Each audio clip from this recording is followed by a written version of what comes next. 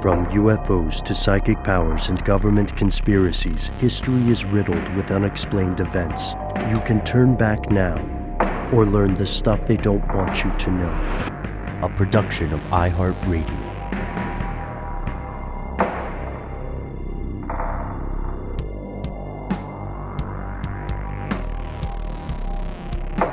Hello, welcome back to the show. My name is Matt. My name is Noel. They call me Ben. We're joined as always with our super producer, Lexus, codename Doc Holliday Jackson. Most importantly, you are here. That makes this the stuff they don't want you to know. It's the beginning of February. It's actually the day after Valentine's Day, so hope everything worked out for all those who celebrate. We are going to hear some amazing correspondence from our friends around the world. Before we do any of that, however, we have a special announcement from an anonymous listener who reached out to us. As you know, fellow conspiracy realists, we like to release classic episodes every week. We recently released a classic episode on asymmetrical warfare called The Ghost Net from 2018. And in that episode, we played a bit of a prank on our fellow conspiracy realists.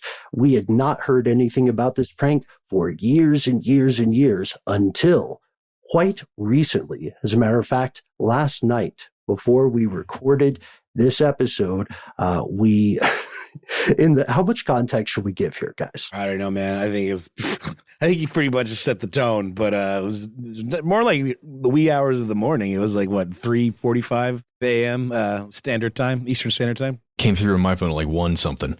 I don't know. Okay. Should we just read it? Yeah. Why don't you open it up, Matt? All right, here's a dramatic reenactment of the email. Hey, guys. I've listened to your show for over a decade now. I like to listen to the podcast as I fall asleep. In the last episode, your jokes about Google's Assistant caused multiple devices in my house to go off. Multiple people were woken up. The assistant would not stop f***ing repeating that they didn't understand you, executed random commands. I have to be at work in 4 hours, and I'm not going to get another second of sleep. My boyfriend is not able to go back to sleep. I'll never listen to another episode. I'm f***ing furious. F*** you guys. F***ing idiots. I can't convey the absolute insane level of outright hatred I have for you f***ing morons right now. F*** you, me. Here's my phone number. And then 4 minutes later, we receive another missive from Anonymous. Like, seriously, f*** you guys up the ass, no lube. Inconsiderate pieces of f***. I hope you have flat tires, wet socks every second of every day for the rest of your lives. Utter nincompoops, nimrods, buffoons, knuckle draggers. I hope you all's day tomorrow is as shitty as ours will be. Bags. Wow. That's some flowery talk. Oh, right wow. there. I really hope we bleeped all those. That was a lot of bleeps. Oh, my goodness. Points for creativity on the swears, first of all. I mean, my goodness. Best Valentine's Day card ever. Yeah. Thank you. Thank you, Doc. No doubt. Thank you, Doc Holliday. I mean, a 10-year listener, and this is all it takes? Oh, man. Well, you know. Exercising empathy is important. Yeah, it stinks that happened. Let's just really quickly talk about something we discussed off air. When we made this episode, what do we call these things? Home assistants? Yeah. In 2018, because we all listened back to the episode to find the specific code for spoilers for anybody tuning into that. The stuff Anonymous is referencing occurs about 24 minutes and 30 seconds in. And it's pretty quick. Well, and Google Home had come out 2 years prior to this episode releasing originally, right? This was a brand new technology, a new piece of hardware that not a lot of people had yet when we released that episode. And I guess it's proliferated enough now that there's way more of a chance that something like this could happen. Well, I mean, I think the fact that we didn't hear a peep about it for those many years speaks to that very thing. Granted, we haven't heard many peeps. This is the only very loud peep that we've heard. But they're just everywhere now. And I can totally understand how someone would be annoyed by this. But, you know, this isn't how we talk to our friends of 10 years. Is it? I love that this person put their phone number at the end after Do you signing off. think it was like on purpose or was it just like an automatic? No, you're right. They did put it by hand because it wasn't in the reply. Yeah. It's so funny. It feels like a impulsive reaction to something very unpleasant. Yeah. Which unfortunately also proves our point about the growing ubiquity of those devices and the fact that they are indeed always listening. Very true. Even while you're asleep and listening to this show. Nimrods. Haven't heard that one in a while. Nincompoops either. Knuckle draggers is a fun one. That's a nice, I don't know, very rich imagery. This guy's got a potential career as a poet, second career. I hope you made it to work on time, though. I mean, we're being a little silly about this because it is kind of funny, but also like we never intended to, to do any harm. And I think none of us remember this bit was even in there. Frankly, it's not like writ large in the name of the episode or like, inherent within the topic of GhostNet. Agreed. Well, guys, should we celebrate by going to the phone lines? Well, yeah, let's do. Yeah. Here we go. Let's hear a message from Rob, R-O-B. Hello, gentlemen.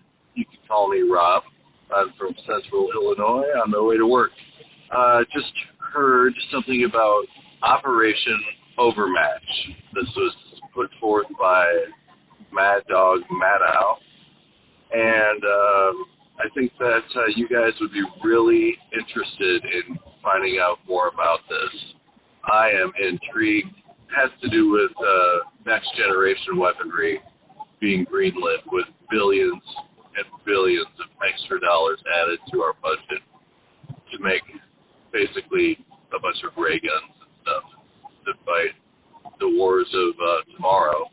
Today, it's really uplifting and, I'm sure it has a happy ending somewhere around the corner.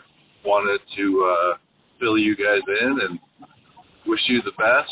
It is rainy and cold here in the Midwest, and it sucks as usual. The armpit of America, Central Illinois. Woohoo! Love you guys.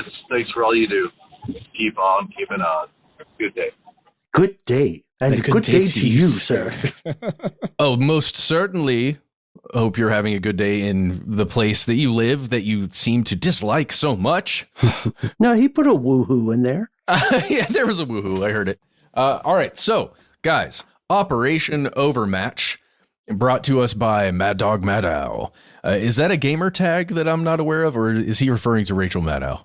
I was wondering the same thing, Matt. Is it Rachel Maddow? But even more so, gamer tag kind of makes sense given the nature of this, right? Hey, there we go. Also, if you say it with enough of a drawl, it just sounds like you're saying Maddow. Yes. So, ray guns. Guys, is that on the way? Is that real? What is Operation Overmatch? Is this an actual thing? Well, it is. And when you search around, you're going to get really confused because there's also Project Overmatch, which is not the same thing. There's also Overwatch, which is definitely not the same thing. Nope. Excellent game. There's also Overmatch, which is, I think, a new feature on Tinder. Is there really? Yeah. It's like speed dating. It's what they give you way too many. You got to pay extra. Why not? No. No, it's a joke. It's a silly joke. It's a silly, goofy joke. Okay, so let's talk about what Operation Overmatch is. Do you guys remember a long time ago, we talked about something called America's Army, which is a video game. Not to be confused with America's Armpit. Which is no, exactly. America's Army, a video game that was created by the U.S. Army to essentially train and recruit folks to be in the Army. Recruit folks to be in it and train them to function within it once they're there. So the development organization, the game developers that created that game, also reportedly starting in 2017, we're working on a different type of game, a different type of combat simulation that they titled Operation Overmatch. And in this simulation, at least in the beginning in 2017 when it was started, according to the U.S. Department of Defense, they recruited like 100 people initially who were combat veterans, people who already have seen combat. They got them to try out this new simulator and within that simulator, test out like prototype weapons, theoretical weapons that the U.S. Army's R&D side and, probably DARPA and other organizations connected to the Pentagon, what they would spend their time and money on to develop. Basically, if these new types or this new family of weapons functioned really well for these actual members of the armed forces in that simulation, then maybe they would work really well in an actual field of battle, right? Mm-hmm. Fascinating concept. But I haven't seen anything written anywhere that says Operation Overmatch, this concept of testing out prototype weapons in a virtual environment, has moved in any way to a real environment. I don't know if you guys have seen anything. I haven't seen anything written about that. Well, I don't understand, why would it? Isn't it sort of meant to be the sort of like virtual program? Or so Operation Overmatch Actual is a simulated environment. Right. Does that make sense?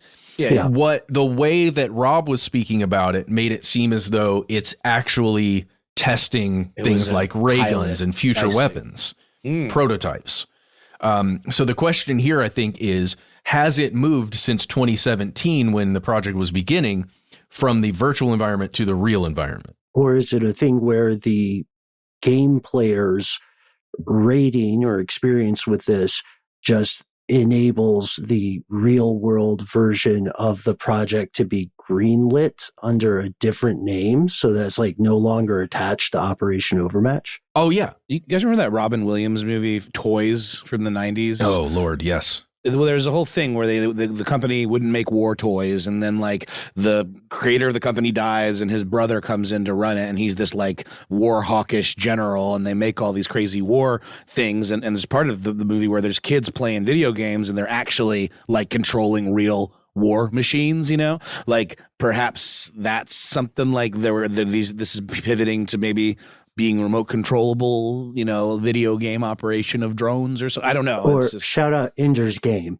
Just get in front of the emails if we don't mention Ender's Game. Unclear. Just conjecturing. Yeah, I see the connections there.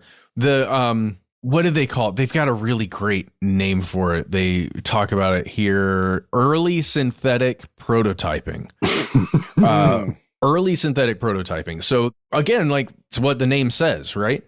It's early stages prototyped weapons, theoretically a laser gun, let's say. Like, what if we could make a laser gun? How would that work? How would it function if you're in a cover situation, right? And you're firing at someone who's, X yards away and they're elevated in their position. Would it actually work in that way? Or would it not? Would that weapon be good if it was attached to an APC, right? Or some kind of vehicle? Would that weapon be better if it was in a helicopter, right? Mm-hmm. This is me spitballing and imagining what it would be like, because I've played a lot of video games and I've played with a lot of different weird weapons in virtual environments. I wonder if they do loot crates. Somehow I doubt it. I doubt it too. But that might be too much fun. I mean, it does make sense though, doesn't it? Just from a procedural standpoint or the order of operations of development, because now you're potentially saving a lot of time and money because you don't have to actually physically build out the thing. You just have to build software that represents it. And then maybe it's a faster way to identify like perks or problems or stumbling blocks before you actually get to, creating your handheld railgun or whatever. Yeah. Well, think about how much money you would spend in the R&D phases to create something like a functional handheld laser weapon, a ray gun, or whatever you want to call it, a rail gun that could actually be attached to a Jeep, or a Humvee or something like that. We're talking millions, if not billions of dollars to research, develop, and then produce that thing. And if you find out it doesn't work by running the simulation a bunch of times, oh God, this simulations. I can't have another sleepless night, guys, thinking about how I'm not real. Okay. How am I not real, myself? Dude. Yeah. I don't know. You're super real. You're super real. Definitely keeps it real. That's when keeping it real goes wrong. I used to love that. I don't like people playing on my phone. Nobody does. And don't change the radio in my car when I'm driving. Okay, I'm sorry. Okay, I really have. Okay, sorry, I'm triggered. Let me just put this out there. There's not that much to discuss here. You can find a bunch of cool writing on it back from 2017. I would recommend the Atlantic's piece titled "The Video Game That Could Shape the Future of War" by Aidan Dobkin. That was written October 26, 2017. You can find that and read it right now. It's a cool look at it. You can also find a lot of official writing from the DoD on their website, on National Defense's website, and army.mil, the official website of the U.S. Army.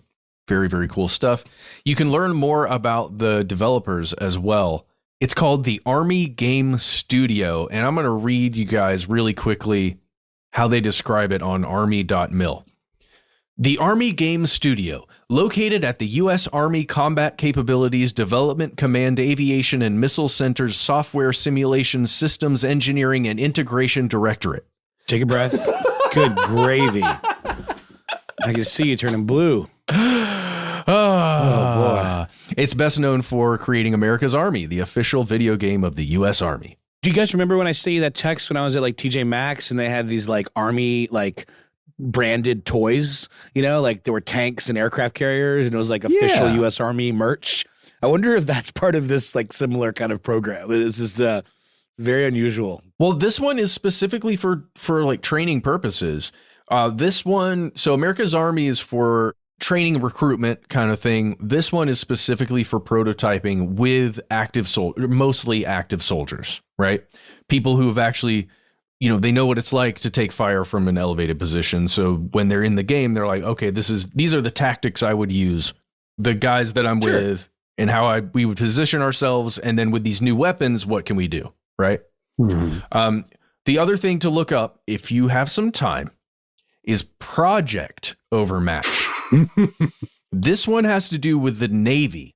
And this one is all about data collection and data sharing when operating on the high seas or the low seas. This was more shush, right?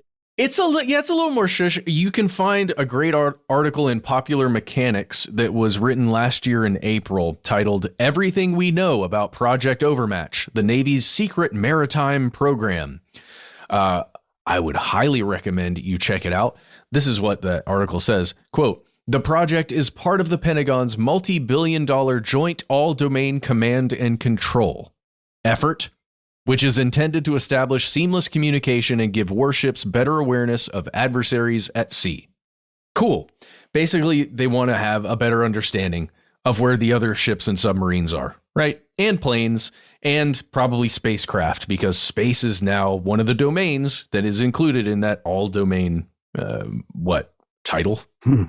Weird stuff, guys. But I think it's time to take a break, hear a word from our sponsor, and contemplate everything we've learned. Thank you, Rob. I will not sleep tonight. We'll be right back.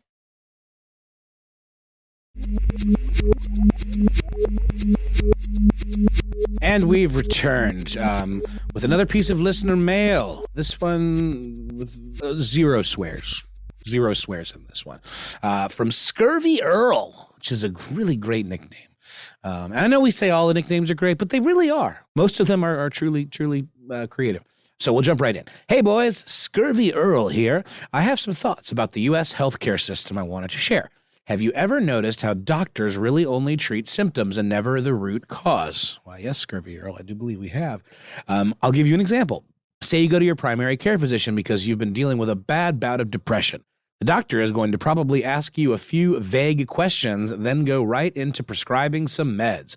We got some Lexapro that'll fix you right up in no time. Might make the giggle stick stop working, but we got Cialis for that too.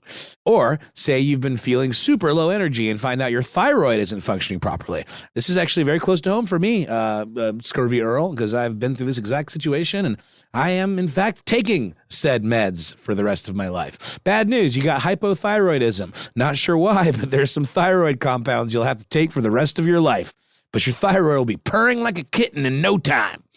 I don't know what my thyroid's doing. I don't really ever hear it purring much, but I'm being hyperbolic, he says. But you get it. I think the cause of this issue is multidimensional. Let's start with the hospitals. These institutions are here to help people, but also, and maybe more importantly, to the board to make a stupid amount of money. IU Health, the largest healthcare conglomerate in my dear home state of Indiana, had a profit just shy of $1 billion in 2022. That's $1 billion left over after all operating expenses. Hospitals aren't allowing doctors the time to sit with a patient and dig a little deeper into the health story. You go to an appointment and the doctor talks with you 5 to 10 minutes, 15 tops. Then they are off to the next patient because number of patient appointments a day equals dollars in the piggy bank. Then there's the whole relationship between ordering providers, hospitals, and drug reps. It always has rubbed me the wrong way whenever I see reps creeping around the medical offices / hospitals. Same vibes I get with lobbyists, to be honest. Oh, man after our own heart. My own bias, no doubt. Also, I think that the schools of medicine don't teach the new doctors new ways of practicing medicine, just doing the same old thing that's always been done because that's just how it goes. Then my final point is the general stereotype of holistic healthcare and homeopathic medicine. Most people, physicians and general public alike, view this type of medicine as either quack, new agey, or just for hippies.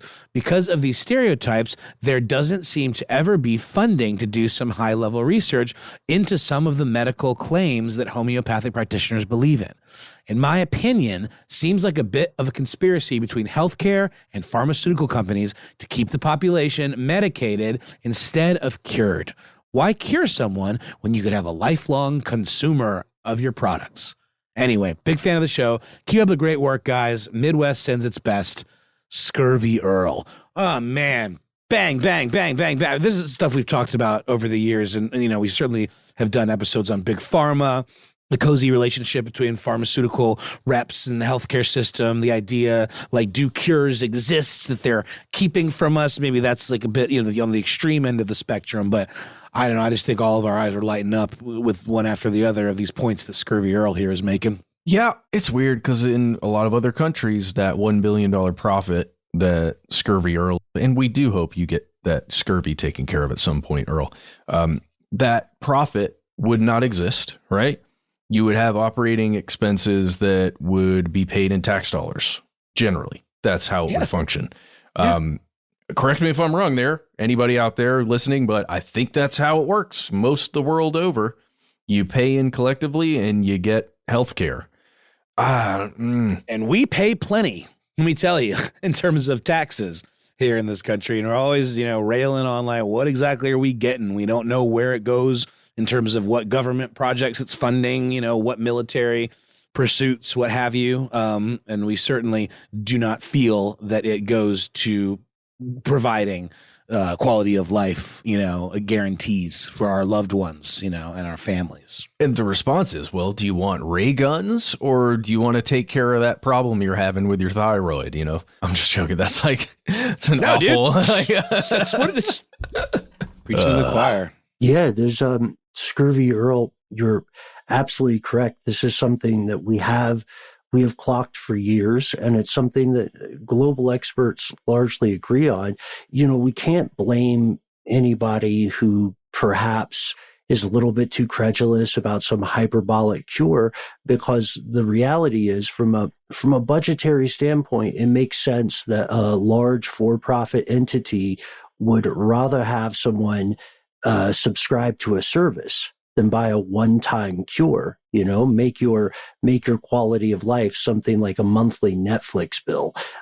We do have to say we've heard from some people on the inside of what we'd loosely call big pharma, and they have made the point that especially for some very high value, widespread diseases or conditions, if a pharmaceutical company did have a cure, logically they would probably bring it to market, because it would be an absolute windfall for them. But it does seem that there is a lot of, the question is, how much emphasis does a system put on preventative care versus treating something after the fact? right? Like there's not, to the point, there's not a lot of impetus in privatized insurance systems for preventative care. There's a lot of lip service for it, but it doesn't get widely supported. And without going too political, everybody should check out Project 2025, because one of the big things for Project 2025 is the unprecedented acceleration of privatized healthcare for people who would ordinarily be on Medicare in the United States. And I feel like even just saying Medicare kind of makes people's eyes glaze over and turns it into a snooze fest. But it is a really important thing. Isn't Project 2025 the one that's just trying to push younger Republican candidates into like local positions and move them up the ladder in governmental positions? And give them marching orders on behalf of the Heritage Foundation. And one of the primary planks there is to make all Medicare enrollment default to privatized plans. And what I know, right? Again, it's bad news. People don't talk about it because it's boring, but this idea of prescribing a medicine that treats a symptom, but then also creates a symptom, like that excellent, what was it? Lexapro Cialis thing? Mm-hmm. And then that thing that treats a symptom creates a side effect that has to be treated with something else that creates a side effect. For every ill. Mm-hmm. And even a pill for the pills. Ills. And ill with every pill. You know what I mean? It is, I think, a known problem. And it's weird because we get into this kind of black box situation. Like, obviously, we don't want to think of people working in these industries as sort of like ghoulish monsters planning to keep folks sick and addictive. But you could say it's part of the larger move we see throughout the West to rob people of the right to an ownership society and make everyone an unending subscriber. Yeah. Well, it's all competition, right, guys? I mean, ultimately, that's what it comes down to. Each one of those consultants we're talking about that shows up, they're competing against the other consultants from the other drug companies, right? And all the healthcare organizations are competing against the other ones to get more business. And that's why it should be public. I mean, whatever. Look, we're not here to propose a new system exactly, but it does feel like, and whatever, big government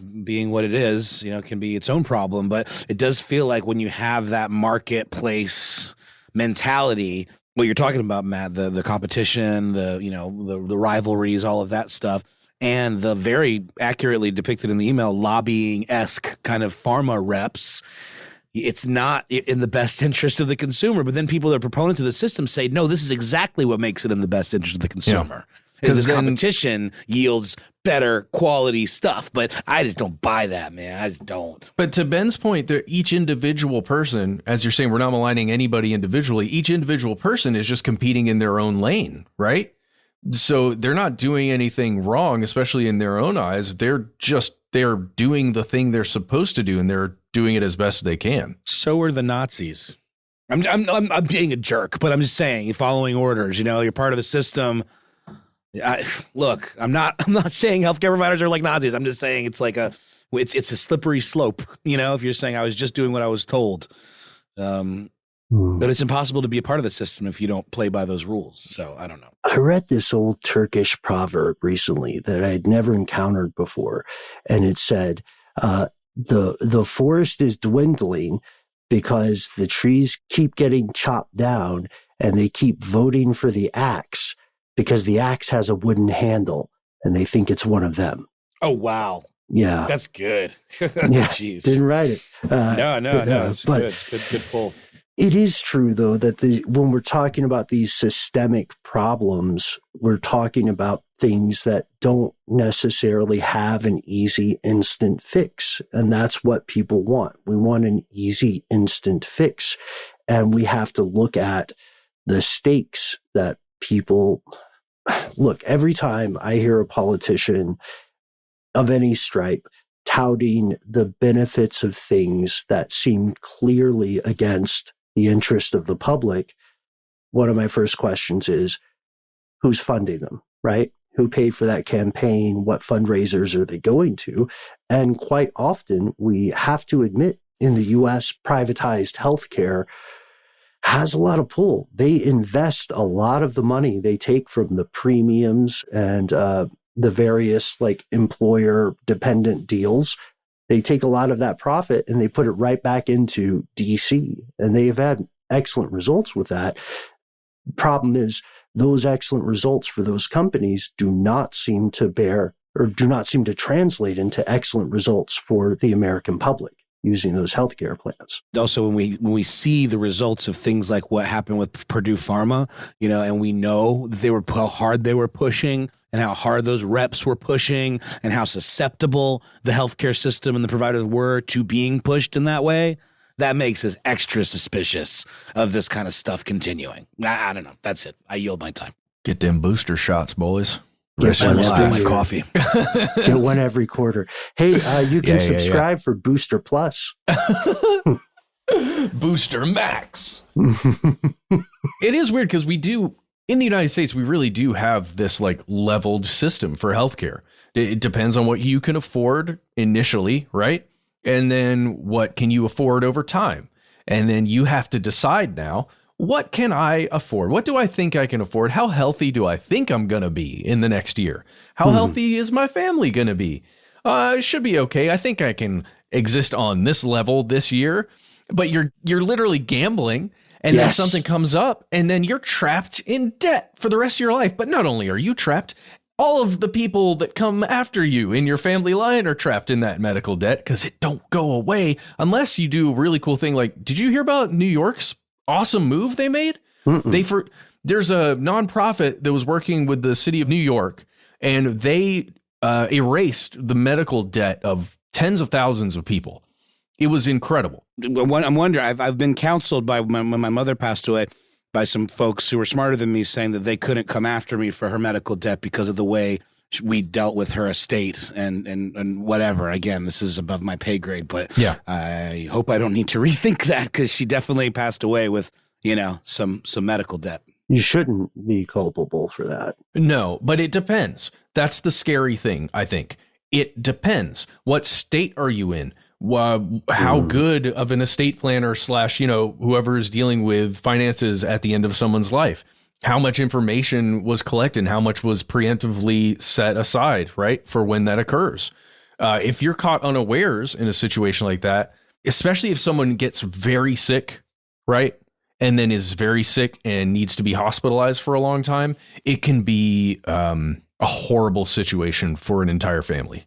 And I'm obviously emotionally, right, going through that with someone who's sick, but then the bills that can come afterwards, it can destroy an individual or a family. Absolutely.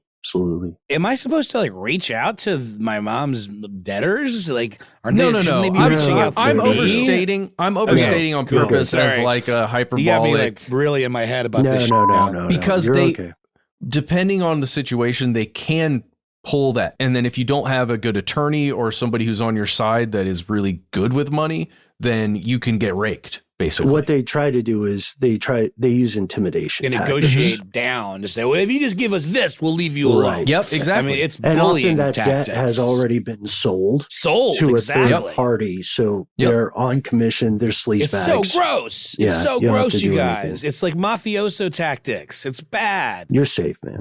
You're safe. This is all, I think, on Mike, because this is our country. It sucks. It's like that we have to worry about this stuff, not to mention the treatment aspect that is subpar in the first place. Then you have to deal with all of this crazy amount of rapacious debt. I'd love to hear from everybody who has been in these similar situations, because this is definitely predatory, right? We've outlined several circumstances in which this is, which encounter provable predatory conspiracies, right? It's so easy to lose ourselves in the noise of political affiliation or these ideologies of, what is or is not correct behavior. But the reality of it is that the system is broken. I likewise yield my time. Yeah, I got nothing else to say. I'm on the edge of being emotional about this stuff now that we've gone the full gamut with it. Whew. We've got a nice one we can end on. I think that's probably a good idea. Why don't we take a quick break and then we'll come back with the nice one.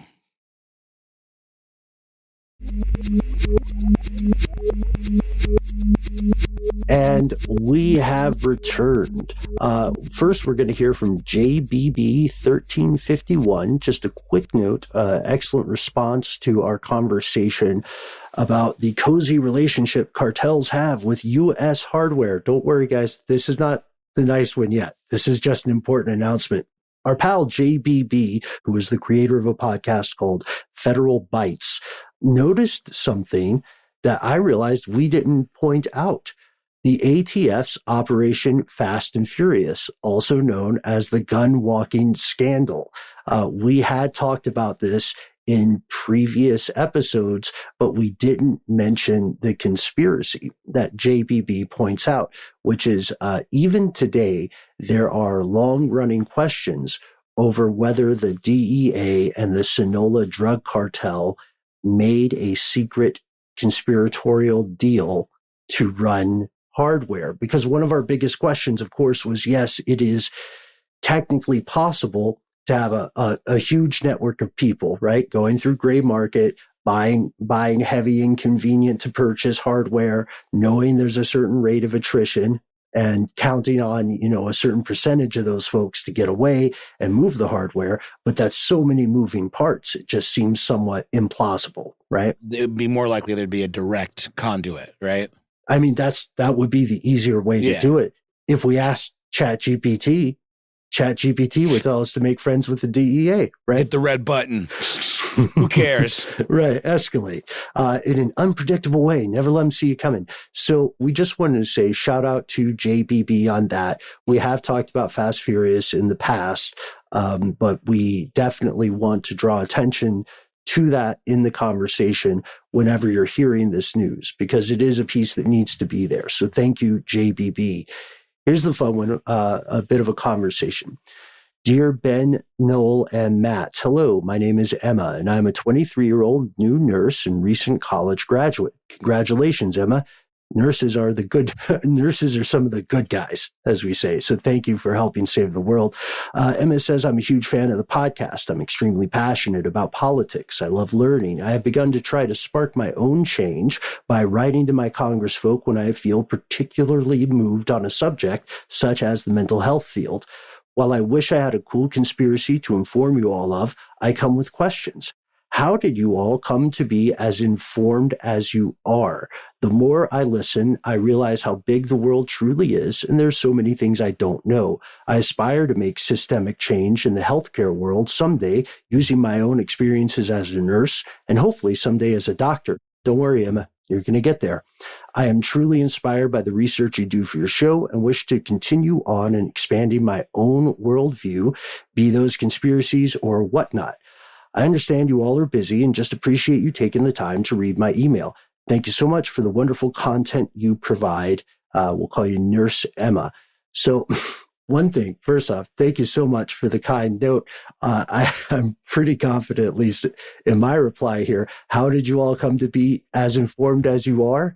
I am one of the least informed people I have ever met. There's so much stuff I have no idea about. You got to know what you don't know, but I mean, it's just repetition is what does it.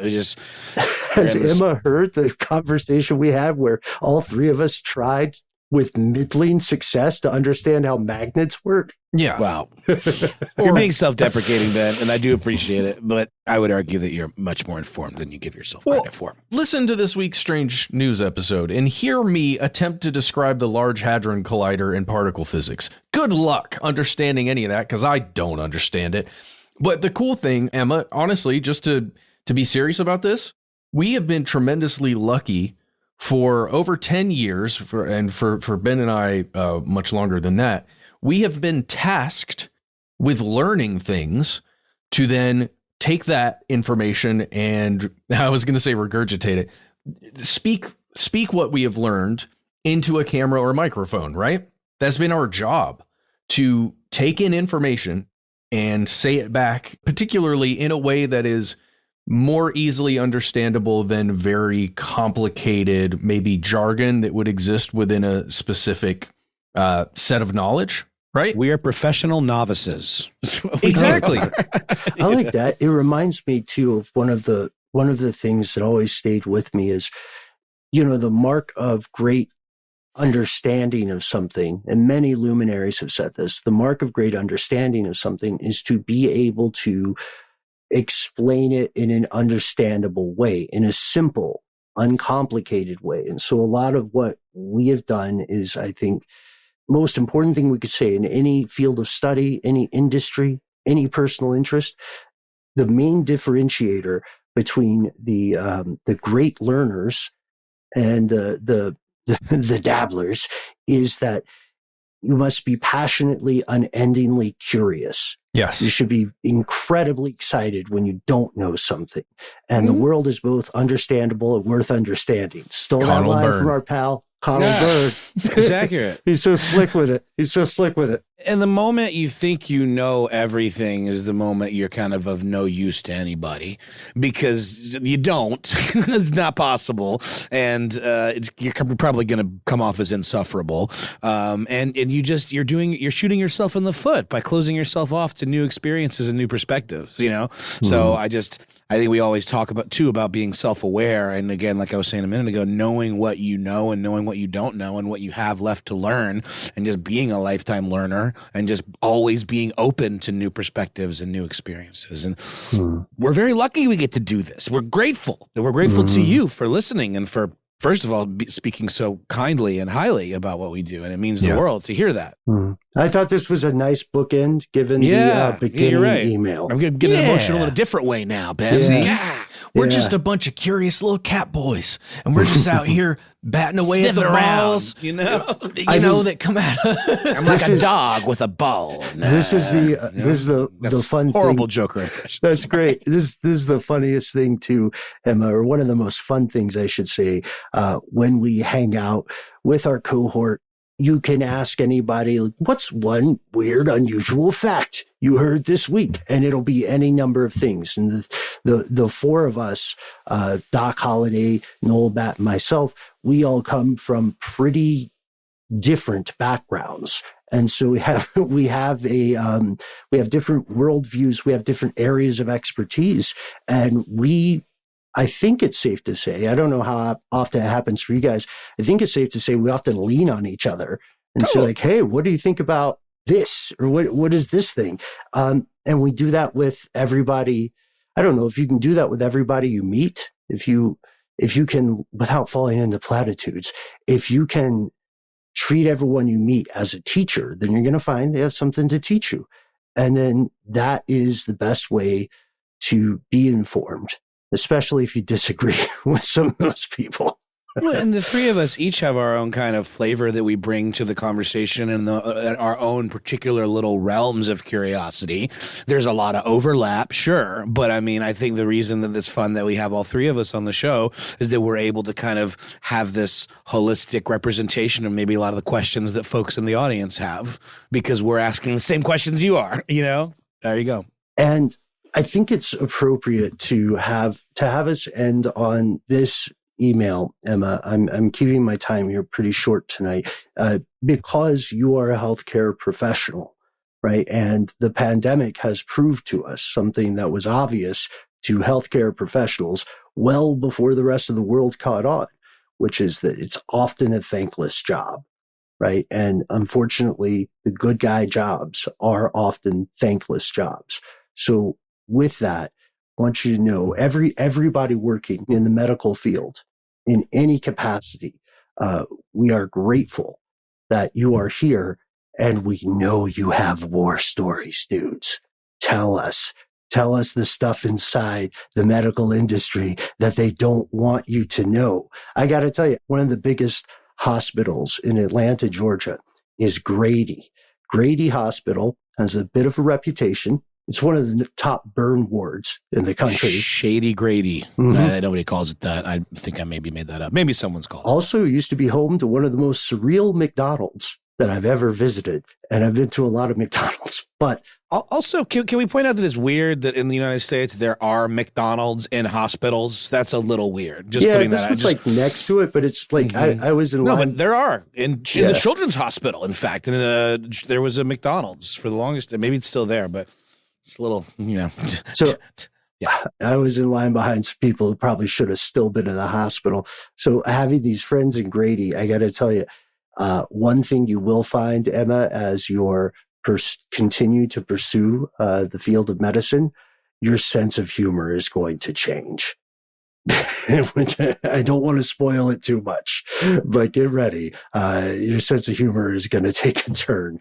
And speaking of taking a turn, we're going to turn the page on tonight's program. We will be back next evening with even more stuff they don't want you to know. Thank you to Emma. Thank you to Scurvy Earl. Thank you to Rob. Thank you to JBB. And of course, thank you to Anonymous.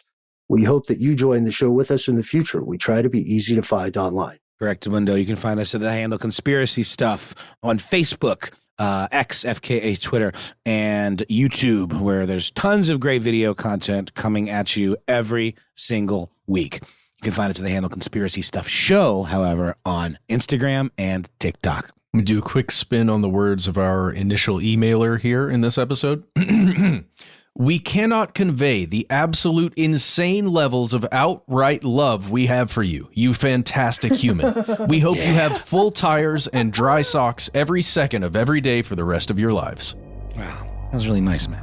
Hey, if you want to call and say something nice, or mean, I guess, call 1-833-STDWYTK. That's our voicemail system. You've got 3 minutes. Give yourself a cool nickname, and let us know if we can use your name and message on the air. If you got more to say than can fit in that message, why not instead send us a good old-fashioned email? We are the people who read every single email we get. Conspiracy@iHeartRadio.com.